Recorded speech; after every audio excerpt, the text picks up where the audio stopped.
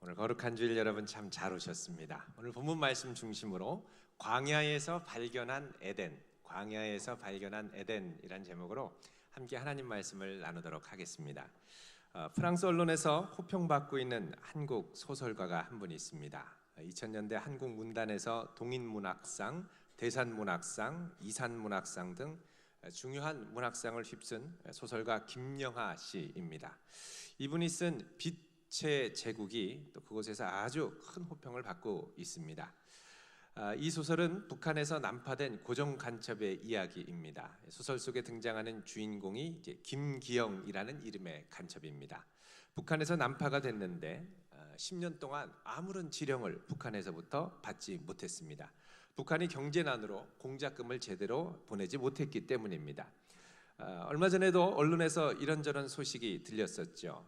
우리나라에 내려온 난파 간첩 중에서 북한의 경제난 때문에 간첩 활동보다는 외화벌이를 해라 이런 지령을 받고 있는 간첩들이 늘어나고 있다는 것입니다. 이 중에는 생활고에 괴로워서 나 간첩이에요 하고 자수하는 사람도 늘어나고 있다고 합니다. 소설 속의 난파 간첩인 김기영은 10년간 아무 지령 없이 살아가다가 어느덧 자기가 간첩인지도 잊어버렸습니다. 다른 사람과 같이 결혼하고 평범한 가정을 꾸리고 자녀들도 있었죠. 자, 이렇게 지내고 있는데 소소한 행복을 맛보고 있는데 10년 만에 어느 날 갑자기 북한에서 지령이 내려왔습니다.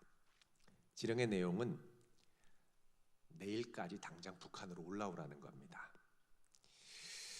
자, 여기서부터 김기영 간첩의 고민이 시작이 됩니다. 자, 내가 이제 남한 생활이 정착 단계를 지나 뿌리를 내리며 살고 있는데 이 모든 걸 뒤로 하고 과연 북으로 올라가야 하느냐, 아니면 지령을 무시하고 여기에 살아야 하느냐.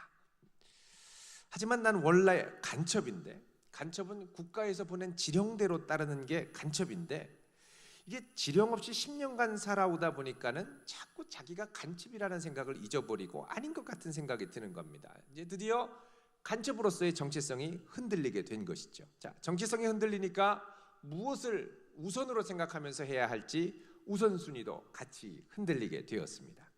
자, 우리가 세상에서 살면서 가장 중요한 것은 내가 과연 누구이며 누구로서 살아가느냐 하는 것입니다. 내가 누구인지가 확실하다면 그 사람은 우선순위가 명확하게 설정된 사람입니다. 여러분, 지금 내가 제일 많은 시간과 자원과 물질을 동원해서 하는 것이 곧 나의 우선순위이자 나의 정체성이라는 것이죠. 사도 바울은 항상 편지 앞에서 자기 자신을 나는 예수 그리스도의 종이자 사도라고 강조합니다. 무슨 말이냐? 자신이 종으로서의 정체성이 분명하다는 것입니다. 그렇기 때문에 본인이 사도로서의 우선순위도 분명하게 설정할 수 있는 것입니다. 반면 내가 누구인지가 확실하지 않으면 삶의 우선순위가 무너집니다. 내가 간첩인 것이 확실하지 않으면 간첩 활동을 할까 말까 늘 고민하게 됩니다. 그러나 내가 간첩이라는 확신이 분명하면, 간첩하면 이미지가 좀 좋지 않지만 스파이라고 하면 또 느낌이 달라지죠. 007 이런 확신, 긍지가 있으면 아무리 안정된 생활이었다 하더라도 지령이 떨어지자마자 곧바로 벗어나서 그 지령을 따라 살 수 있는 것입니다. 자, 인류는 하나님이 만드신 에덴에서 원래 하나님의 사랑하는 아들이자 딸로 분명한 정체성과 생육하고 번성하라는 사명을 따라 살도록 지음받았습니다. 그러나 죄로 인해 낙원을 잃어버리고 이 땅에 쫓겨 살아가면서 점점 그 정체성을 잃어버리고 세상 풍조에 좌지우지되며 흔들리는 삶을 살아왔습니다. 예수님은 이런 인류를 구원하기 위해 세상에 오셨습니다. 자, 우리 바로 이전까지 봤던 9절에서 11절 보면 예수께서 세례를 받으실 때 하늘이 찢어지고 하나님의 성령이 비둘기처럼 임하면서 음성이 들리죠. 여러분, 왜 하늘이 찢어졌을까요? 그것은 지금 하늘과 땅 사이에 공중권세 잡은 자들이 가로막고 있어서 누구도 너는 내 사랑하는 아들이고 내 기뻐하는 자라는 음성을 듣지 못하도록 막았기 때문에 그렇습니다. 그래서 하나님께서 마침내 이 막힌 하늘을 찢으시고 예수 그리스도에게 성령을 부어주시며 너는 내 사랑하는 아들이다, 내가 너를 기뻐한다라는 음성을 들려주셨던 것입니다. 자, 사랑하는 아들이라는 것은 단순히 사랑받는 아들만이 아니라 아버지의 뜻에 따라 내 자신의 생명까지도 기꺼이 내어주는 이삭과 같이, 또 마가복음 12장에 나오는 포도원 주인의 아들과 같이 사명을 감당할 아들을 의미합니다. 따라서 이 음성은 예수님이 누구신지, 장차 어떤 일을 감당하셔야 할 것인지를 분명하게 계시해 주시는 사건이었습니다. 자, 사명이 분명하면 우선순위가 명확해진다고 그랬죠. 이 명확한 우선순위를 따라 성령이 예수님을 급하게 몰아가시는데, 급하게 어디로 몰고 가시느냐? 광야로 몰고 가십니다. 자, 12절 같이 한번 읽어보겠습니다. 시작. 성령이 곧 예수를 광야로 몰아내신지라. 자, 여러분, 여기 이 곧이라는 단어, 마가복음에 아주 특징적으로 많이 등장하는 단어 중에 하나인데, immediately, 곧바로, without hesitation,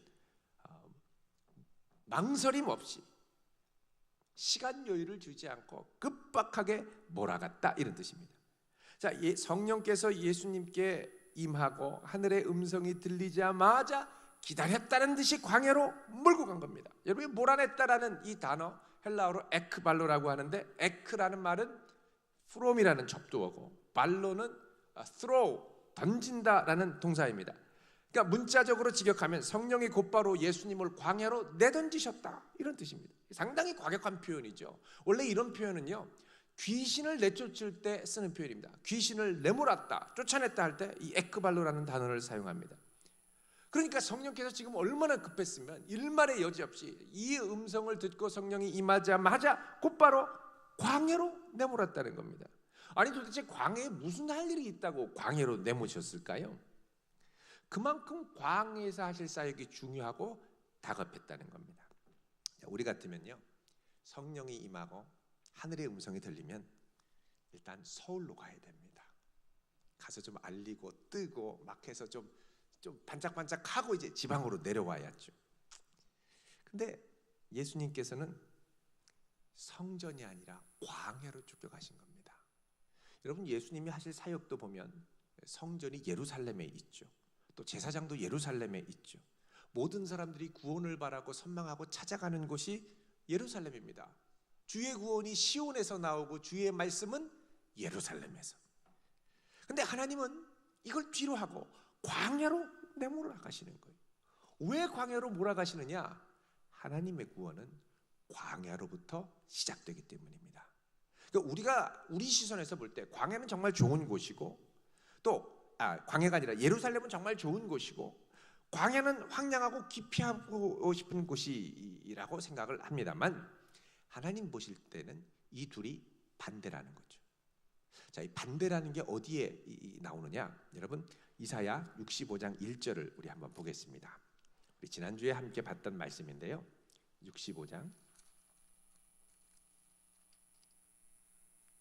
64장입니다. 죄송합니다. 64장.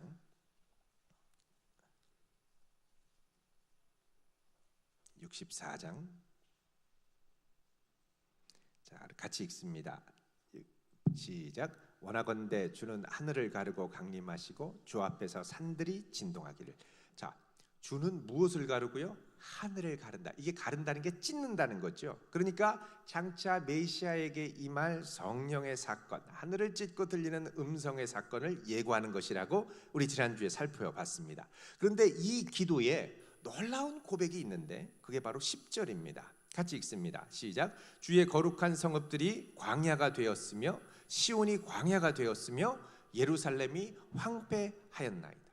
그러니까 지금 주님 보실 때는 예루살렘이 광야라는 거죠. 황폐하게 된. 사람들이 볼 때 예루살렘은 헤롯의 웅장한 성전이 세워지고 제사장들이 세워지고 희망을 주는 곳이었습니다만 실상은 영적으로 황폐하고 죽은 곳이었습니다. 반면에 모두가 기피하려고 하는 광야에서부터는 놀라운 하나님의 구원 역사가 시작되는 아름다운 구원의 장소였습니다. 단순히 구속의 장소를 넘어서 여기는 장차 이루어질 에덴 동산과도 같은 곳이었습니다. 여러분, 장차 이루어질 이제 에덴 동산에서 쫓겨났는데 장차 우리가 회복할 에덴 동산은 어디서부터 시작되느냐? 이사야의 많은 예언들을 보면 광야에서부터 시작합니다.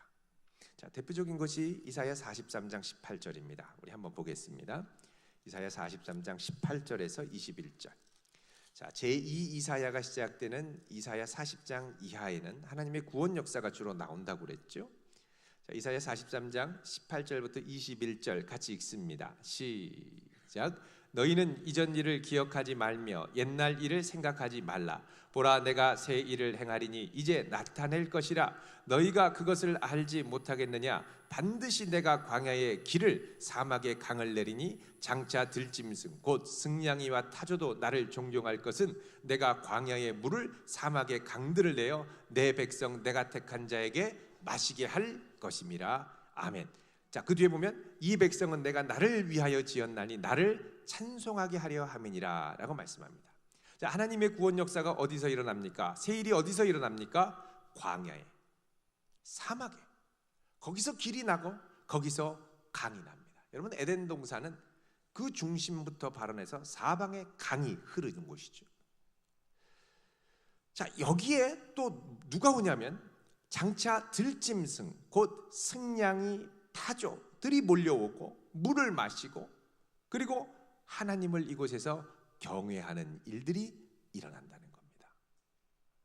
자, 이런 놀라운 광야에서 회복되는 에덴 동산과 같은 역사가 메시아를 통해서 하나님의 기름 부음 받은 자를 통해서 다윗의 후손을 통해서 나온다고 이사야 11장에 보면 또 분명하게 예언을 하고 있습니다. 자, 우리 이사야 11장으로 한번 가보겠습니다. 여러분이 많이 들어서 익숙한 구절들입니다. 이사야 11장 980쪽 우리 1절 2절 같이 읽습니다. 시작. 이새의 줄기에서 한 싹이 나며 그 뿌리에서 한 가지가 나서 결실할 것이요 그 위에 여호와의 영 곧 지혜와 총명의 영이요 모략과 재능의 영이요 지식과 여호와를 경외하는 영이 강림하시리니. 아멘. 자, 이새의 줄기에서 한 싹이 난다. 메시아를 말하는 거죠. 그 위에 여호와의 영, 지혜와 총명의 영, 모략과 재능의 영, 지식과 여호와를 경외하는 영, 하나님의 성령이 강림하실 것이다 라고 그러죠. 자, 이 하나님의 성령이 강림하시는 이 메시아가 오시면 놀라운 일이 일어나는데 6절부터 10절까지입니다. 같이 읽습니다. 시작. 그때에 이리가 어린 양과 함께 살며 표범이 어린 염소와 함께 누우며 송아지와 어린 사자와 살찐 짐승이 함께 있어 어린아이에게 끌리며 암소와 곰이 함께 먹으며 그것들의 새끼가 함께 엎드러지며 사자가 소처럼 풀을 먹을 것이며 젖 먹는 아이가 독사의 구멍에서 장난하며 젖된 어린아이가 독사의 굴에 손을 넣을 것이라. 내 거룩한 산 모든 곳에서 해됨도 없고 상엄도 없을 것이니 이는 물이 바다를 덮음같이 여호와를 아는 지식이 세상에 충만할 것임이니라. 그날에 이새의 뿌리에서 한 싹이 나서 만민의 기치로 설 것이요 열방이 그에게로 돌아오리니 그가 거한 곳이 영화로우리라. 아멘. 그가 거한 곳이 어떻다고요? 영화로. 그가 거한 곳이 지금 어디였습니까? 우리 보면 광야. 그 광야에서 이리가 어린 양과 함께 삽니다. 여러분, 이리와 어린 양은 태생적으로 함께 살 수가 없습니다. 우리 어릴 때부터 배웠습니다. 늑대와 7마리 염소. 엄마가 밖에 나갑니다. 얘들아, 늑대 올지 모르니까 조심해라. 알았어요, 엄마. 늑대가 나갔죠. 엄마가 나갔죠. 그 사이에 늑대가 침을 꼴딱꼴딱 삼키며 옵니다. 똑똑똑. 누구세요? 엄마다. 발을 보니까 늑대인 거죠. 늑대다! 도망갑니다. 또 똑똑똑. 누구세요? 엄마다. 목소리가 이상한데. 손 좀 보여주세요. 손을 보니까 늑대인 거예요. 늑대다! 분칠하고 하얀 칠하고 변장해서 겨우 속여가지고 들어오니까 어떻게 하죠? 다 잡아먹습니다. 이게 늑대인 거예요. 늑대는 절대 어린 양을 보고 아유 예뻐라 어린 양 우리 친구하자 안 그럽니다. 다 잡아먹죠. 근데 이 메시아가 오면 늑대와 어린 양이 함께 사는 거예요. 사자가 소처럼 풀을 먹습니다. 사자가 미쳤나요? 광우병은 아니고 광사병인가요? 왜 풀을 드세요? 사자께서. 메시아가 오시면 이런 놀라운 역사가 일어난다는 거예요. 이 놀라운 회복의 역사가 이세줄기에서 한 싹이 난 그분에게 여호와의 영이 강림하실 때 일어난다는 겁니다. 그러니까 지금 이 장면은 더 이상 악과 탐욕이 존재하지 않는 에덴 동산의 원형이 광야에서 회복될 것을 예고하고 있는 것입니다. 메시아가 오시면 그렇게 될 것이고, 그 광야에서 회복된 원형이 장차 이 땅에 그 메시아를 통하여 임하는 하나님의 나라를 통하여 예루살렘과 사마리아와 온 땅에 퍼져나갈 것이라는 거죠. 자, 그래서 오늘 이 마가복음 1장 12절 13절의 본문은 광야에서 회복되는 에덴 동산의 모형을 보여주고 있는 겁니다. 자, 여러분, 이런 관점으로 우리가 13절을 의미심장하게 읽도록 하겠습니다. 마가복음 1장 13절 같이 읽습니다. 시작. 광야에서 40일을 계시면서 사탄에게 시험을 받으시며 들짐승과 함께 계시니 천사들이 수종들. 자, 여기 보면 광야에 계시면서 들짐승과 함께 계셨다. 여러분, 그 당시 광야에 있던 들짐승들을 보면 늑대, 자칼, 여우, 곰, 사자 이런 친구들입니다. 광야 지역에 어슬렁어슬렁 돌아다녔어요. 자, 이들이 예수님에게로 옵니다. 배고프면 어떻게 할까요? 덤비죠. 그런데 함께 거합니다. 여러분, 성경 다른 곳에 보면 예수님이 이 기간 동안 40일 금식을 하셨다고 그러죠. 오직 하면 사탄이 와서 돌을 갖고 떡을 만들려고 했을까요? 배고프신 예수님 곁에 사자가 옵니다. 곰이 와요. 잡아먹어야 되지 않을까요? 배고프면 뭐라도 먹어야죠. 그런데 여기에 평화와 은혜가 함께한다는 겁니다. 특징적으로는 이 마가복음 1장 13절에는 예수님이 금식했다라는 말씀이 안 나오고 또 유혹의 구체적인 내용이 나오질 않습니다. 그것은 아마도 13절에 나오는 들짐승과 함께 계시니 천사들이 수종들더라라는 표현 때문입니다. 여러분, 수종든다라는 말은 디아코네오라고 해서 섬긴다는 뜻입니다. 서빙한다는 거죠. 우리말로 하면. 여러분, 그 유대의 전승에 따르면 천사들이 에덴 동산에서 아담이 거할 때 와가지고 하늘에서 와서 뭐 했냐면 서빙했다고 그럽니다. 먹을 거 주고요, 천상의 음식도 주고요. 그래서 살았다는 거예요. 자, 이런 이미지가 있다는 거예요. 그러니까 하늘에서 천사가 와서 예수님 또 들짐승, 예수님은 금식하셔서 들짐승에게 먹을 걸 주고, 까마귀가 먹이를 나르듯 준 것처럼 들짐승도 먹게 하고, 이러면서 평화롭게 수종을 들었다는 거죠. 그런데 여기 이제 수종 들었다라는 말은 히브리어에서 번역을 하면 아바드라고 하는 단어입니다. 이 아바드 그러면은 하나님이 아담에게 에덴 동산을 만드시고 그 동산을 맡기시고 경작하고 지키게 하셨다고 그러는데, 지킨다라는 말이 아바드입니다. 근데 이 아바드라는 말이 민수기 3장 7절 이하로 가면 회막에서 제사장들이 하나님을 예배하고 섬길 때 아바드라고 얘기를 합니다. 그러니까 이 아바드는 예배한다는 의미가 들어 있습니다. 그러니까 하늘에서 천사들이 와서 들짐승들과 함께 예수님을 섬기고 예배한다라는 것이죠. 그러니까 지금 이게 완전하게 이루어질 에덴 동산의 원형을 보여주는 겁니다. 그런데 이걸 보면서 우리가 조금 이렇게 깨림직한 것이 있습니다. 그건 뭐냐면 광야에서 40일을 계시면서 누구에게 시험을 받으세요? 사탄. 아니, 에덴 동산에 왜 감히 사탄이 나타납니까? 이런 아름다운 장면에서. 그런데 가만 생각해 보면 창세기 3장에도 보면 이 아름다운 에덴 동산에 누가 있었습니까? 뱀이 있었던 거예요. 뱀이 나타나서 예수님을 유혹하고 시험했죠. 그래서 여기서 사탄이 나타나서 예수님을 시험했다는 건 마치 에덴 동산에 뱀이 나타나서 아담과 하와를 유혹했던 그 장면과 정확하게 일치하는 거죠.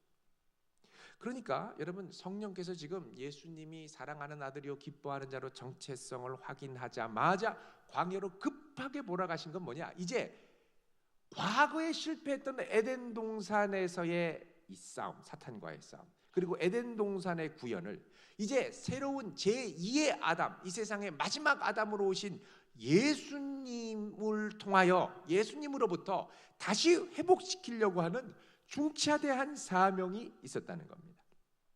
여러분, 예수님은 성경에 종종 마지막 아담, 제2의 아담으로 소개가 됩니다.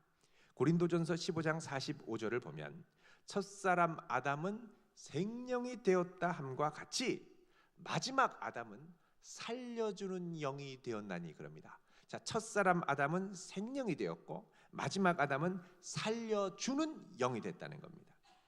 그래서 첫사람 아담은 생육하고 번성하는 사명이 있었다면 마지막 아담은 살려주는 영, 죄로 죽은 수많은 사람들을 살려서 생육하고 번성하게 하려고 하는, 온 땅에 충만하게 하려고 하는 사명이 있었다는 것이죠.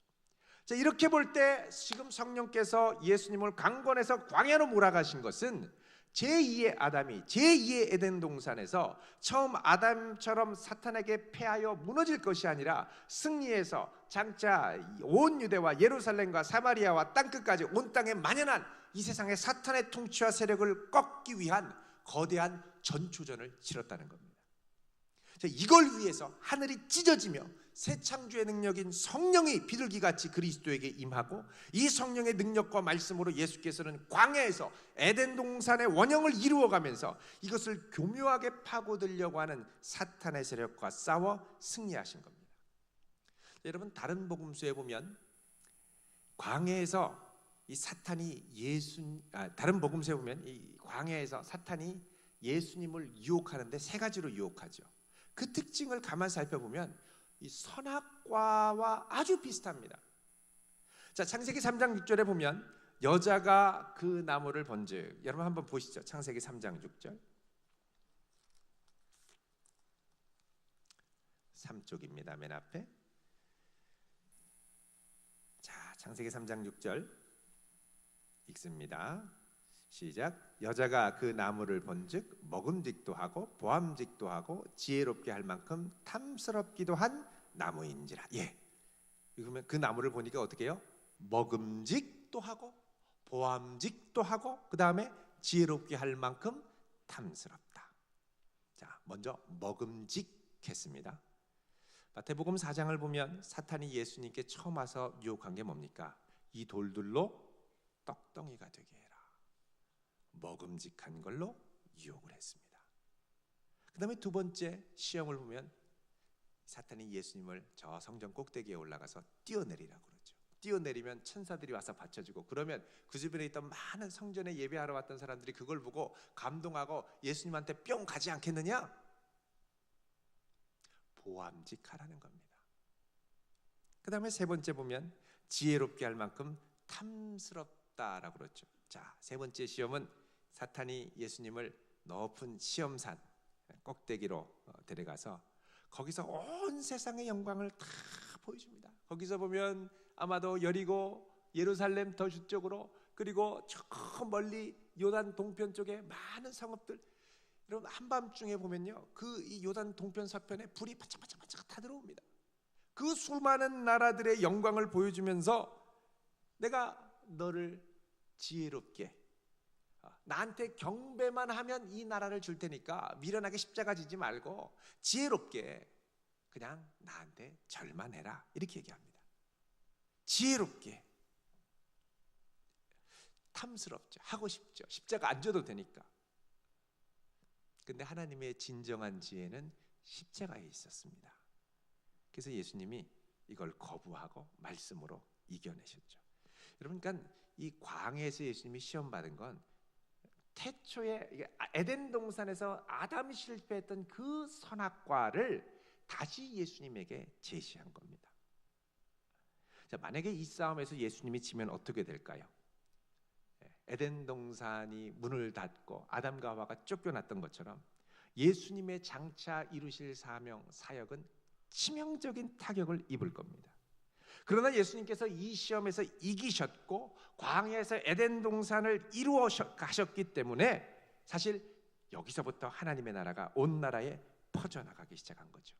자, 이 싸움에서 이기셨기 때문에 그거를 보여주는 게 1장 21절부터 예수님이 이제 가는 곳마다 귀신들이 발악을 합니다. 자, 1장 23절에 보면 회당에 더러운 귀신이 24절에 예수님께 얘기하죠. 읽습니다. 시작. 나사렛 예수여, 우리가 당신과 무슨 상관이 있나이까? 우리를 멸하러 왔나이까? 나는 당신이 누구인 줄 아노니 하나님의 거룩한 자니이다. 아멘. 자, 예수님이 가자마자 제일 먼저 반응한 게 누구냐? 마귀였습니다. 마귀는 사탄의 수하죠, 부하죠. 막 경기를 일으키면서 난리가 나는 거예요. 왜 그럴까요? 에덴 동산, 제2의 에덴 동산에 있었던 광야에서의 싸움에서 사탄이 패했기 때문입니다. 그래서 예수님이 마귀가 떠나가는 걸 보면서 누가복음 10장 18절에 보면 사탄이 하늘로부터 떨어지는 걸 보았다고 말씀을 하시죠. 자, 성령께서 예수님을 광야로 몰아가셔서 사탄에게 시험을 받게 하시고 에덴 동산을 이루게 하신 것은 다른 한편으로 이 예수 그리스도를 믿고 따르는 성도들이 장차 예수님을 믿고 이 땅에서 하나님의 나라를 이루어 갈 때 어떤 싸움과 시험에 직면해야 하는지를 고스란히 보여줍니다. 그러니까 오늘 본문은 장차 천국을 이루어가야 할 성도들이 싸워야 할 영적 싸움의 원형이자 모델이 된다는 겁니다. 자, 오늘날 사탄이 동일한 유혹의 선악과로 우리를 유혹합니다. 먹음직도 하고 보암직도 하고 지혜롭게 할 만큼 탐스러운 것들. 자, 우리 요한 1서 2장 15절 이하를 보겠습니다. 요한 1서 2장 15, 16절.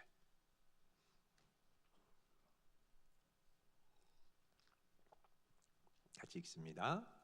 388쪽 시작. 이 세상이나 세상에 있는 것들을 사랑하지 말라. 누구든지 세상을 사랑하면 아버지의 사랑이 그 안에 있지 아니하니 이는 세상에 있는 모든 것이 육신의 정욕과 안목의 정욕과 이생의 자랑이니 다 아버지께로부터 온 것이 아니요 세상으로부터 온 것이라. 아멘.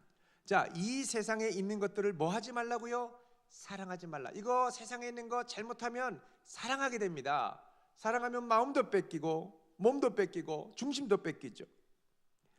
자, 이 세상을 사랑하면 어떻게 되느냐? 아버지의 사랑이 거하지 않습니다. 그럼 이 세상에 있는 것, 우리가 사랑하도록 유혹받는 게 뭐냐? 세상에 있는 것, 먼저 육신의 정욕. 육신의 정욕의 대표적인 게 뭡니까? 무엇을 먹을까? 무엇을 가질까? 무엇을 즐길까? 육신의 정욕. 안목의 정욕입니다. 무엇을 입을까? 어떻게 보일까? 이생의 자랑, 사람들에게 집중받고 영광받고 이생의 자랑이 많아야 뜬다고 생각을 하죠. 세상이 말하는 지혜입니다. 근데 이게 다 세상에서 온 것이라는 겁니다. 사탄이 공중권세를 통해 우리에게 미혹하는 것들이죠. 이런 것들에 집중하면 아버지의 사랑이 어떻다고요? 머물지 않습니다. 주님 사랑하지 않아요. 교회에 몸은 왔는데요, 예수님을 더 이상 사랑하지 않습니다. 예수님은 한 주 동안도 멀리 계셨지만 여기 와도 왠지 낯선 먼 분밖에 안 돼요. 여러분, 그래서 우리가 꼭 필요한 것이 있는데, 이런 영적 싸움의 모델을 쌓아가신 예수님을 본받아서 우리는 먼저 성령으로 충만할 수 있기를 바랍니다. 여러분, 이런 교묘한 싸움은 내 힘으로 이렇게 잘 싸워지는 게 아니고 위에서 부어주시는 능력과 지혜로 싸워나가는 겁니다. 비슷한 유형, 형태만 바꿨지 아주 변화무쌍하게 사탄이 유혹을 하죠. 그걸 분별하는 건 성령으로 충만하게 무장하는 것밖에는 없습니다. 그 다음에 두 번째는요, 우리가 이 광야로 나아가서 에덴을 발견할 수 있기를 바랍니다. 광야에 하나님의 구원 역사가 숨겨져 있습니다. 요즘 블루오션 얘기를 많이 합니다만, 사실 블루오션은 예루살렘에서 나지 않고 광야에서 나오는 게 블루오션입니다. 모두를 따라가는 대세에 편승하는 것으로 만족하지 말기를 바랍니다. 그럼 거슬러서 광야로 나갈 수 있는 영성이 우리에게 있어야 합니다. 그리고 우리가 주님을 믿고 따르고 순종하려고 하면요, 이상하게 하나님이 우리를 광야로 몰아가시는 거 있죠. 난 여기에 있으면 안 된다고, 내가 여기에 있을 사람이 아니라고, 왜 자꾸 나를 여기에 앉히시냐고 이러고 자꾸 광야로 내모시는데 억지로 나오려고 그래요. 나오면 안 돼요. 그 광야에서 에덴 동산이 이루어지는 역사를 경험해야죠. 물론 처음에는 황량합니다. 그러나 황량한 그곳에서 강이 흐르고 샘물이 솟기 시작하고 꽃이 피기 시작합니다. 여러분, 광야로 가는 것을 두려워하지 말기를 바랍니다. 광야에 피어나는 아름다운 에덴을 경험하고 우리도 주님이 부르시는 곳이면 어디든지 기쁘게 순종하며 나아갈 수 있는 그런 성도들 될 수 있기를 주의 이름으로 축원드립니다. 기도하겠습니다. 거룩하신 하나님,